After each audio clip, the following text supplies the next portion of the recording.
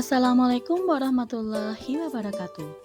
Tugas ini kami persembahkan untuk memenuhi tugas Filosofi Pendidikan Indonesia. Topik 4, Eksplorasi Nilai-nilai Pancasila. Perkenalkan, dosen pengampu kami, Profesor Dr. Siti Hartina, DSMM.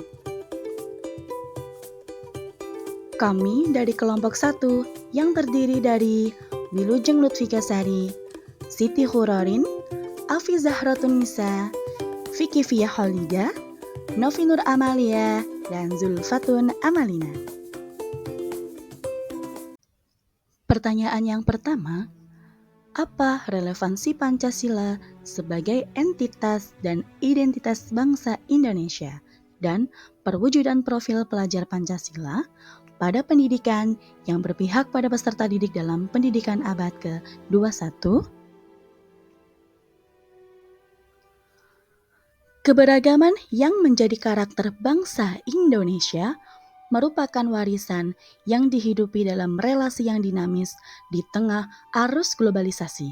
Keragaman yang menjadi karakter bangsa Indonesia bersifat terbuka untuk digali maknanya melalui proses eksplorasi pengalaman lokalitas manusia Indonesia dalam relasi dengan bangsa-bangsa lain. Relevansi antara identitas bangsa Indonesia dengan pendidikan abad ke-21 dan perwujudan profil pelajar Pancasila. Identitas bangsa Indonesia, Pancasila, merupakan dasar negara Indonesia, melibatkan seluruh nilai-nilai khas Indonesia, yaitu religiusitas, kebinekaan, dan gotong royong.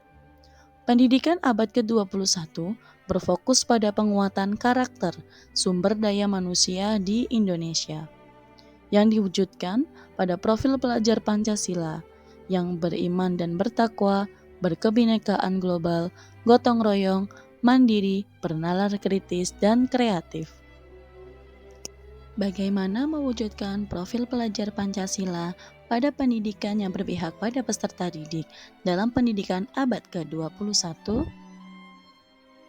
Dimensi pertama yaitu beriman, bertakwa kepada Tuhan Yang Maha Esa, dan berakhlak mulia, adalah pelajar yang berakhlak dalam hubungannya dengan Tuhan Yang Maha Esa. Ia memahami ajaran agama dan kepercayaannya serta menerapkan pemahaman tersebut dalam kehidupannya sehari-hari. Ada 5 elemen kunci beriman, bertakwa kepada Tuhan Yang Maha Esa, dan berakhlak mulia.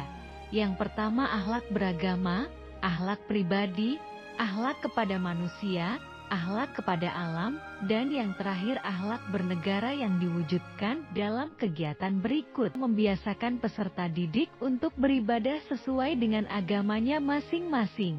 Kemudian membudidayakan 5S, senyum, salam, sapa, sopan, santun, kepada warga sekolah, dan menaati peraturan yang berlaku.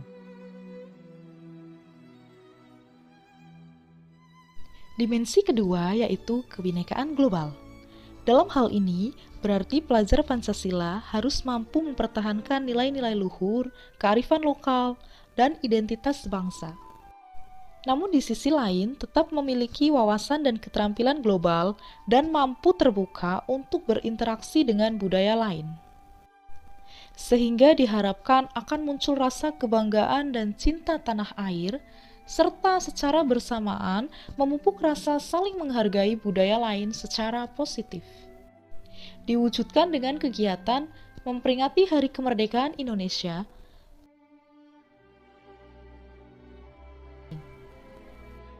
melaksanakan peringatan Hari Besar Nasional seperti mengadakan kegiatan yang kreatif dan inovatif dalam peringatan Hari Sumpah Pemuda.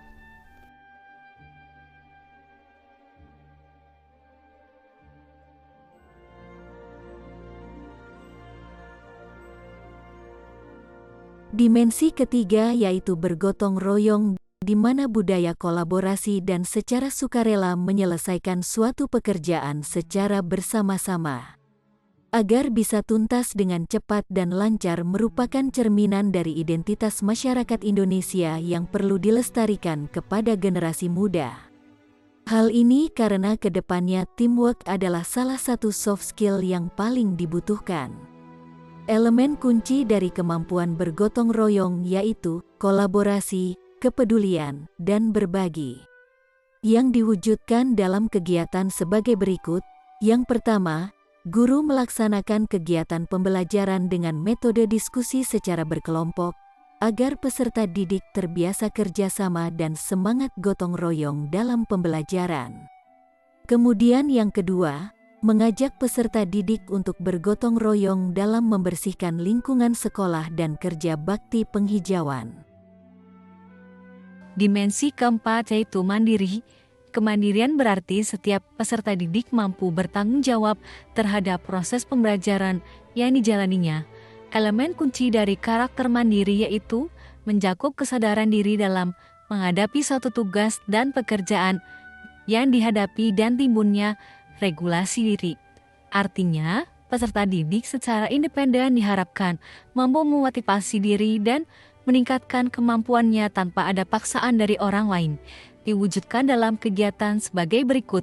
1. Memberikan peserta didik tugas mandiri seperti proyek membuat video, poster, sosiodrama, dan lain-lain. Membimbing peserta didik untuk mandiri dalam proses pembelajaran, misalnya mencari literasi sendiri sebagai bahan mengerjakan tugas kelompok atau individu. Dimensi selanjutnya yaitu bernalar kritis, menunjukkan kemampuan siswa secara objektif dalam memproses informasi dan bisa memberikan alternatif pemecahan masalah, mengolaborasi berbagai informasi, menganalisis, mengevaluasi, dan menyimpulkan. Diwujudkan pada kegiatan pembelajaran dengan memberikan tugas kepada peserta didik untuk mengasah kemampuan berpikir kritis seperti meminta pendapat mengenai peristiwa dalam kehidupan nyata yang berkaitan dengan materi yang akan dipelajari. Selain itu, pada proses pembelajaran menggunakan model pembelajaran yang mendukung pendidikan abad 21 dengan menggunakan model Problem Based Learning atau PBL yang mampu meningkatkan beberapa antara lain keterampilan berpikir secara kritis. Dimensi yang keenam yaitu kreatif, diwujudkan dalam kegiatan memberikan tugas kepada peserta didik untuk mengasah kemampuan kreatif, dengan meminta peserta didik membuat refleksi tentang materi pembelajaran yang diberikan dengan bentuk produk yang berbeda sesuai dengan kreativitas dan minat peserta didik. Sekian pemaparan tugas kelompok kami. Mohon maaf jika ada salah kata ataupun penulisan. Proyek Pelajar Berdaya Mulia di Mata. Pancasila dan Bhinneka Tunggal Ika menyatu sejuta rasa. Berjuang bersama mencerdaskan bangsa. Menuju masa depan penuh harapan nyata. Wassalamualaikum warahmatullahi wabarakatuh.